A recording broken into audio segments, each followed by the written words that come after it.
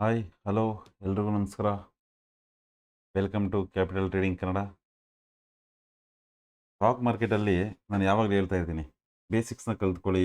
ಬೇಸಿಕ್ಸ್ನ ಕಲ್ತ್ಕೊಂಡ್ರೆ trade ಮಾಡೋಕ್ಕಾಗೋದು. ಸುಮ್ಮನೆ ಯಾರೋ ಹೇಳ್ತಾರೆ ಅಂತ ಹೇಳ್ಬಿಟ್ಟು ನಾವು ಯಾವುದೋ ಒಂದು ಕಡೆ ಬೈ ಮಾಡೋದು, ಒಂದು ಕಡೆ ಸೆಲ್ ಮಾಡೋದು ರ್ಯಾಂಡಮ್ ಆಗಿ, ಅದು ಸ್ಟಾಕ್ ಮಾರ್ಕೆಟ್ನ ಒಂದು ದಾರಿ ಅಲ್ಲ, ಆಯಿತಾ.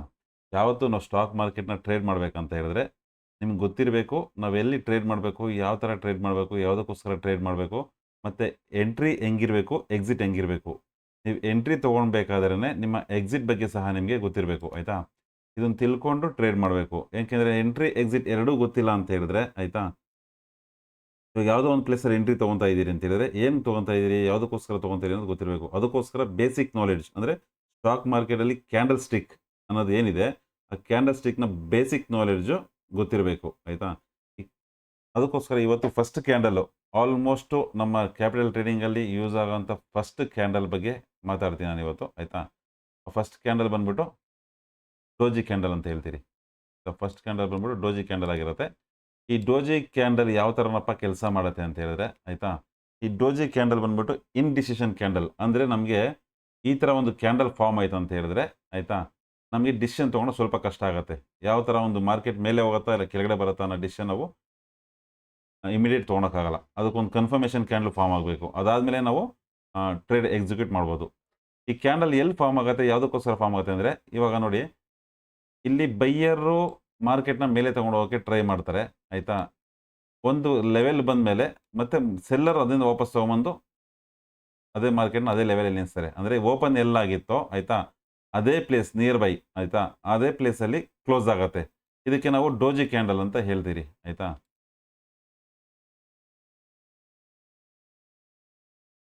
ಈ ಕ್ಯಾಂಡಲಲ್ಲಿ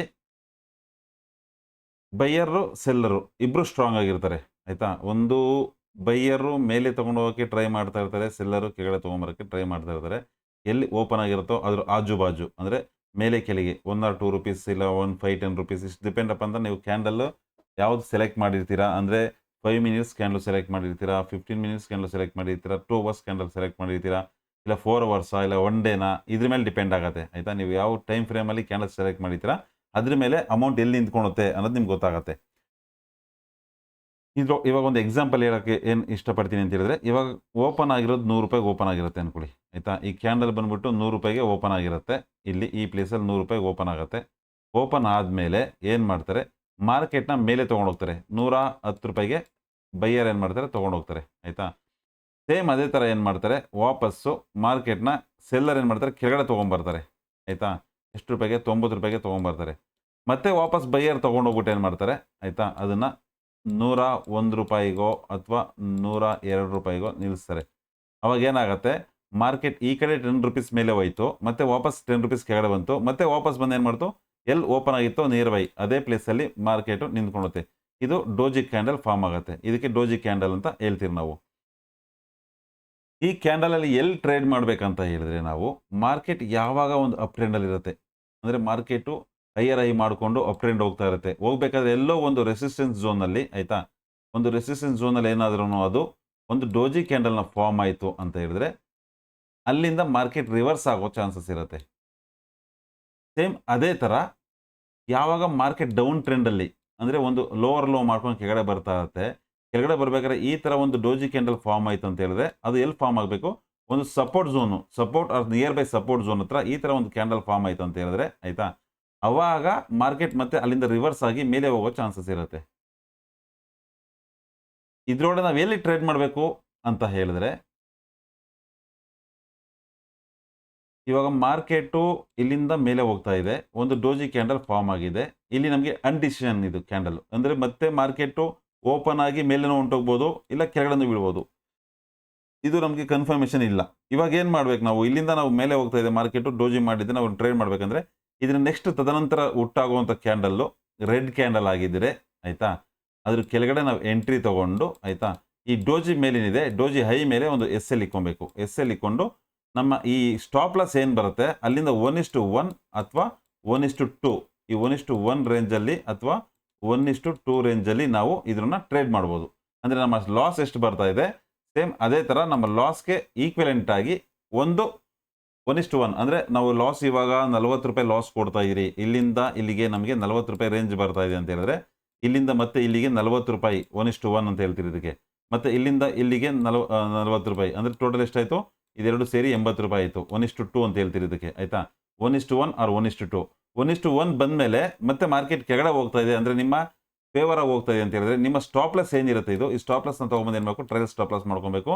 ನಿಮ್ಮ ಕಾಸ್ಟ್ ಟು ಕಾಸ್ಟ್ಗೆ ನೀವೆಲ್ಲಿ ಎಂಟ್ರಿ ತೊಗೊಂಡಿರ್ತೀರಾ ಆ ಪ್ಲೇಸ್ಗೆ ಕಾಸ್ಟ್ ಟು ಕಾಸ್ಟ್ಗೆ ಟ್ರಯಲ್ ಸ್ಟಾಪ್ ಲಾಸ್ ಮಾಡ್ಕೊಬೇಕು. ಇದು ಬಂದ್ಬಿಟ್ಟು ಯಾವಾಗ ನಾವು ಮಾರ್ಕೆಟ್ ಮೇಲೆ ಹೋಗಬೇಕಾದ್ರೆ ಶಾರ್ಟ್ ಸೆಲ್ಲಿಂಗ್ ಮಾಡೋಕ್ಕೆ ಇದು ಮಾಡ್ತೀರಿ. ಇದು ಲಾಂಗ್ ಬೈ ಮಾಡ್ಬೇಕಂತ ಹೇಳಿದ್ರೆ, ಇವಾಗ ನಾವು ಮಾರ್ಕೆಟ್ ಇಲ್ಲಿ ಮೇಲಿಂದ ಕೆಳಗಡೆ ಬರ್ತಾ ಇದೆ, ಮೇಲ್ಗಡೆ ಬರಬೇಕು. ಇಲ್ಲಿಂದ ಎಲ್ಲೋ ಒಂದು ಸಪೋರ್ಟ್ ಝೋನ್ ಇದೆ. ಸಪೋರ್ಟ್ ಝೋನ್ ಹತ್ರ ಈ ಥರ ಡೋಜಿ ಕ್ಯಾಂಡಲ್ ಫಾರ್ಮ್ ಆಗಿದೆ. ಇಲ್ಲಿಂದ ಮಾರ್ಕೆಟ್ ಮೇಲೆ ಹೋಗುವಂಥ ಅನಿಸಿಕೆ ಇದೆ. ನಾವು ಇಲ್ಲಿಂದ ಟ್ರೇಡ್ ಮಾಡಬೇಕಂತ ಹೇಳಿದ್ರೆ, ಇಲ್ಲಿ ಯಾವ ಥರ ಟ್ರೇಡ್ ಮಾಡಬೇಕಂತ ಹೇಳಿದ್ರೆ, ಸಪೋರ್ಟ್ ಝೋನ್ ಹತ್ರ ಇರಬೇಕು ಈ ಕ್ಯಾಂಡಲು. ಅದೊಂದು ಅರ್ಥ ಮಾಡ್ಕೊಳ್ಳಿ, ಆಯಿತಾ?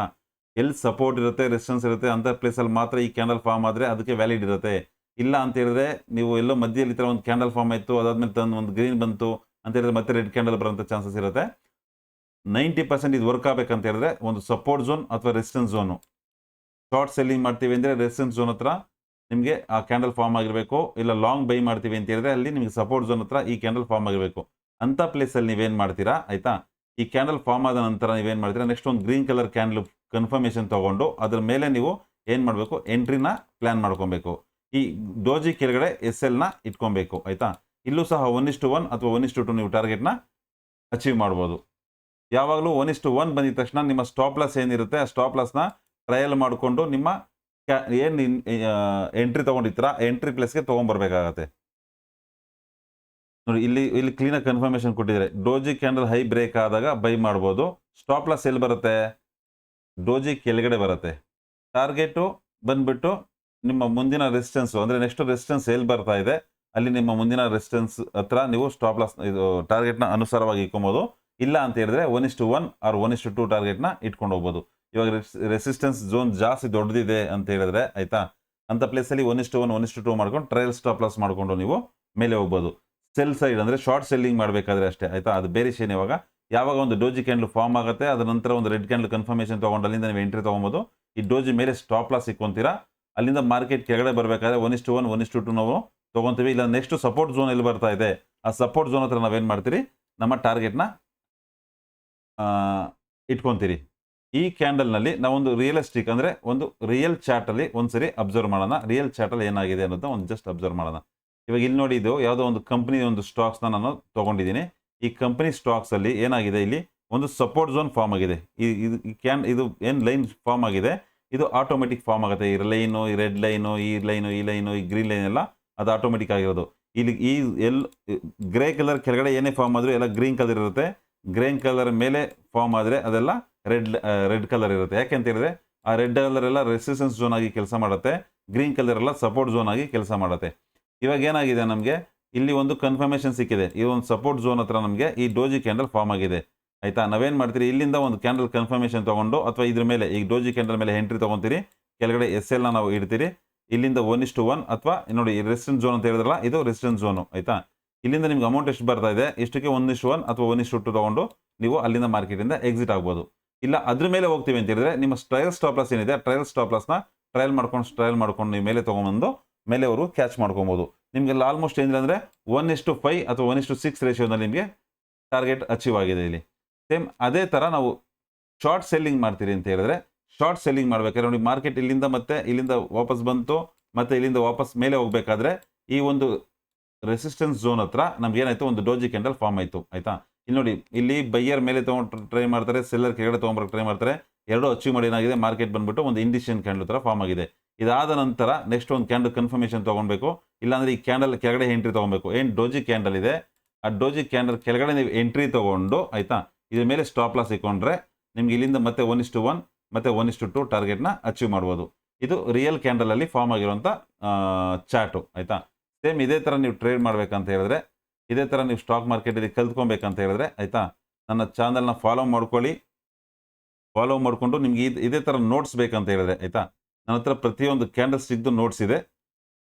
ನಿಮಗೆ ನೋಟ್ಸ್ ಏನಾದರೂ ಬೇಕಂತ ಹೇಳಿದ್ರೆ ನೋಡಿ, ಇದು ಒಂದು ಬಂದು ಡೋಜಿ ಕ್ಯಾಂಡಲ್, ನಿಮ್ಗೆ ಹೇಳಿದೆ ಡೋಜಿ ಕ್ಯಾಂಡಲ್ ತದನಂತರ ಏನಾಗುತ್ತೆ, ಆಯಿತಾ, ನೆಕ್ಸ್ಟ್ ಕ್ಯಾಂಡಲ್ ಒಂದು ಬರುತ್ತೆ.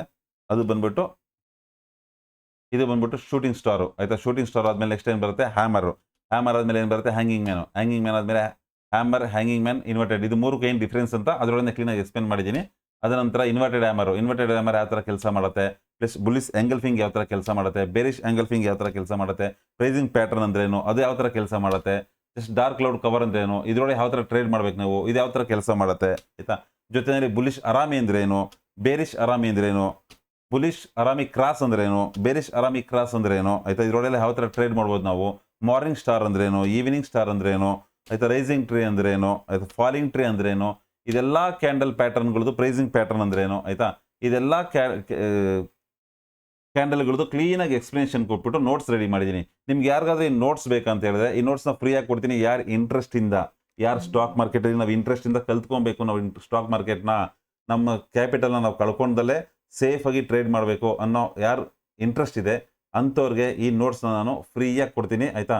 ನೀವೇನು ಇಷ್ಟೇ ಮಾಡಬೇಕಾಗಿರೋದು, ನನ್ನ ವಾಟ್ಸಪ್ ಚಾನಲ್ ಗ್ರೂಪ್ ಇದೆ, ಆ ಗ್ರೂಪ್ಗೆ ಜಾಯ್ನ್ ಆಗಿ ಅಲ್ಲಿಂದ ನಿಮಗೆ ಎವ್ರಿ ಡೇ ನೋಟ್ಸ್ನ ನಾನು ಕಳಿಸ್ತಾ ಇರ್ತೀನಿ. ನೀವು ಡೌನ್ಲೋಡ್ ಮಾಡಿಕೊಂಡು ಕ್ಲೀನಾಗಿ ಕುಂತ್ಕೊಂಡು ಫಸ್ಟು ಪ್ರಾಕ್ಟೀಸ್ ಮಾಡಿ ಆಮೇಲೆ ನಿಮಗೆ ಪ್ರೋಗ್ರೆಸ್ ಸಿಗುತ್ತೆ.